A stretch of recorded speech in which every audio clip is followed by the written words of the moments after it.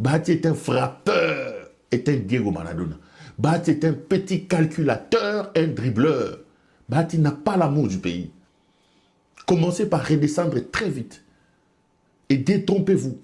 Bahati ne fait pas ça pour l'amour du pays. Bahati azamu yibi yako sakana nangote azo papa. Donc pour ceux qui estiment que c'est par amour au pays, redescendez très très vite sur terre. Bahati n'a pas fait ces déclarations-là par amour au pays. Donc dans cette confusion, Bahati a fait ces choses pour deux choses. Mes caméras sont formelles. M. Bahati Lukwebo cherche à se positionner. Je dirais 2-3 raisons. Il était récemment aux États-Unis d'Amérique et il a fréquenté certains salons, certaines personnes que je connais très très bien, avec lesquelles j'ai échangé longuement. Bahati, dans ses contacts, notamment dans le milieu démocrate, Bahati a eu la conviction, a eu les informations que les États-Unis d'Amérique restent dubitatifs sur la question du changement de la Constitution par M. Tshisekedi, sur la question de maintenir Tshisekedi au-delà de 2028. Parce qu'aujourd'hui, Bahati sait que Tshisekedi n'a pas de boussole, Tshisekedi n'a pas de cap, Tshisekedi n'a pas de vue. Tout autour du Congo tourne autour des États-Unis d'Amérique. C'est la vente du pays. Quand il est allé galvauder nos intérêts au pays, tous aujourd'hui, c'est les sanctions contre le Rwanda. L'Amérique a dit, l'Amérique a dit. Et selon mes caméras, Bahati est allé puiser à la source, là où Tshisekedi tire aujourd'hui sa force. Parce qu'aujourd'hui, Tshisekedi montre son incompétence. Il ne croit pas à son armée. Il sait qu'aujourd'hui, il tient ou il tiendra grâce aux États-Unis d'Amérique. Du coup, comme un renard de surface, Bahati est allé gratter auprès du maître à penser de M. Tshisekedi, c'est les États-Unis. Mais Bahati a eu des informations que les États-Unis ne marchent pas. Et il saute sur l'occasion. C'est un opportuniste en réalité. Le premier élément, c'est la question de l'opportunisme. Première raison. Je répète ici que ces dribbleurs ici, que ces Diego Maradona ici, ces frappeurs de Modeste Bahati, n'a pas fait sa déclaration sur base de l'amour du Congo. Le premier élément que je mets à votre disposition, c'est l'opportunisme. Il y a une sorte de confusion. La République n'a pas de boussole. Et Bahati a probablement des échos, des réticences de certaines puissances, notamment les États-Unis d'Amérique, sur lesquels M. Tshisekedi s'appuie pour rester au pouvoir. Bahati veut faire de l'opportunisme en disant il reste 2 ans.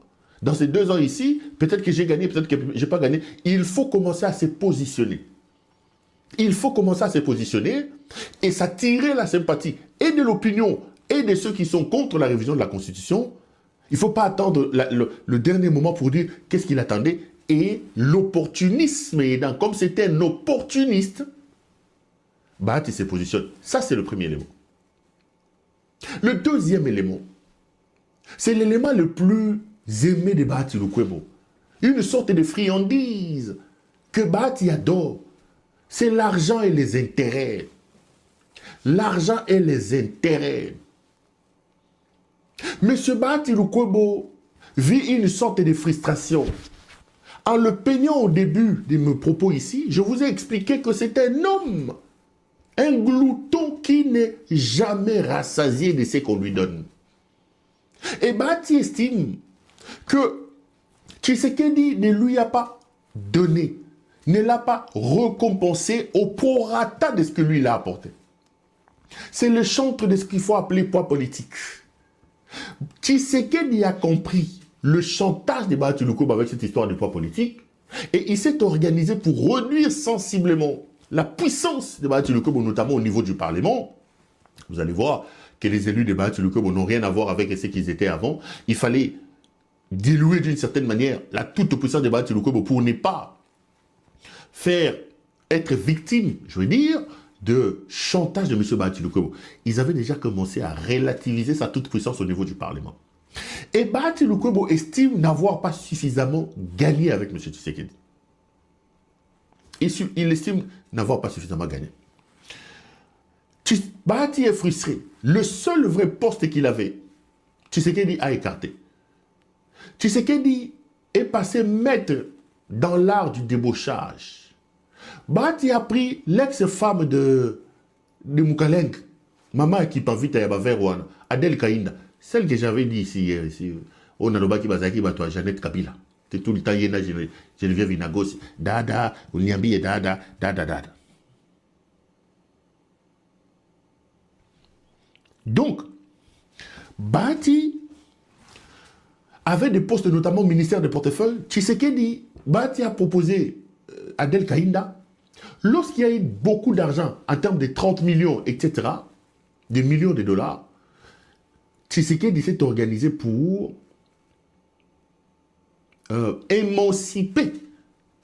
émanciper Adel Kainda de l'autoritarisme de Bahati Lukwebo.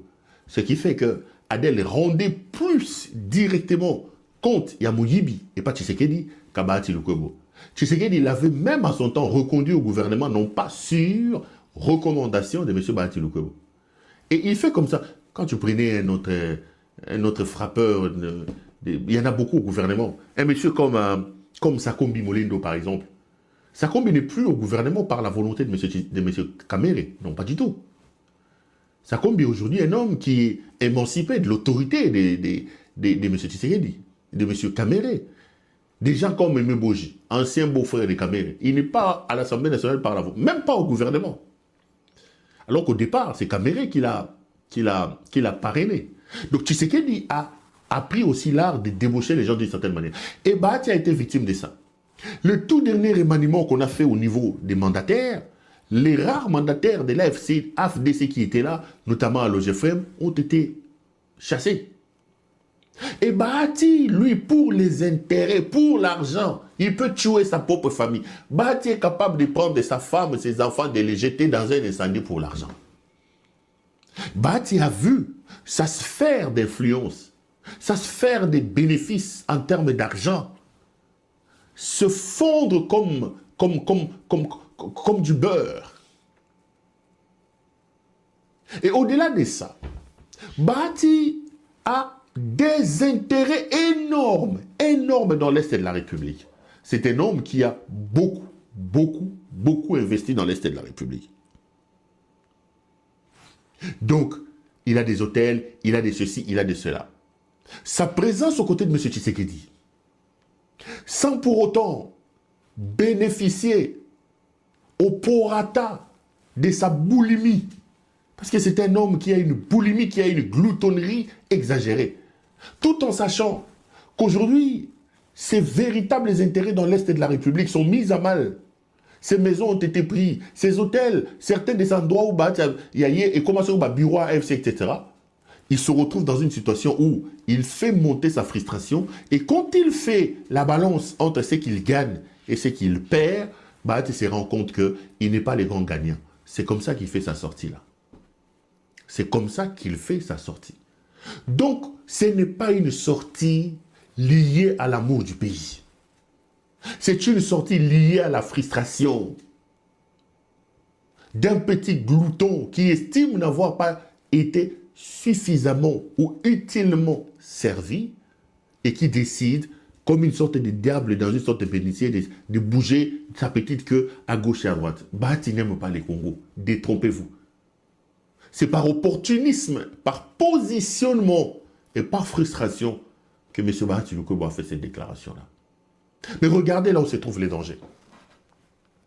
M. Bahati Lukwebo ne comprend pas que tous les chantages qu'il faisait à l'époque, notamment à Kabila, Bahati a beaucoup fait chanter Kabila. Bahati ne comprend pas, et c'est là le danger, que Kabila était un homme d'État. On peut tout reprocher à ce gars-là, mais lorsque vous prenez l'État dans son fonctionnement et dans son organisation, dans sa présentation, vous ne pouvez pas comparer la gestion de Kabila à la gestion de ces médiocres venus de la diaspora. Bahati ne comprend pas que les chantages que Kabila laissait faire au nom de l'État, au nom du bon fonctionnement de l'État, au nom de l'image de la démocratie, Bahati ne comprend pas qu'il a aujourd'hui affaire à des gens sortis de la jungle, des gens sortis de la forêt, qui n'ont aucun idéal, qui n'ont pas le sens de l'État. Bahati sera réduit comme de la poussière. Parce que s'il pense que les mêmes déclarations, les mêmes chantages qu'il faisait à Kabila, qui était un homme d'État, qui comprenait que les gens ont le droit de s'exprimer d'une certaine manière, si Bahati pense qu'il va rééditer cet exploit avec ces broussards ici, avec ces livreurs de pizza, ces gens sortis des cuves de l'alcool de Matongué à Bruxelles, ce sera une grosse erreur et ce sera un problème de mauvaise lecture du contexte politique et du contexte gouvernemental de la gestion de la République dans lequel nous sommes. Ici, la loi n'existe pas. Le bon sens n'existe pas. L'image de l'État n'existe pas. Donc, Bahati se met en danger et je crains extrêmement pour lui que ce chantage dans lequel il veut se lancer, au nom du positionnement, au nom de l'opportunisme et au nom d'une frustration, d'une gloutonnerie exercée à gagner, je crains qu'il soit broyé et qu'il paye énormément de ces chantages qu'il veut lancer à Tshisekedi, parce qu'il a tout simplement confondu le contexte, il a tout simplement confondu les époques. Tshisekedi est un bandit. C'est un homme qui ne connaît pas l'État. C'est un homme qui s'en fout éperdument du tout.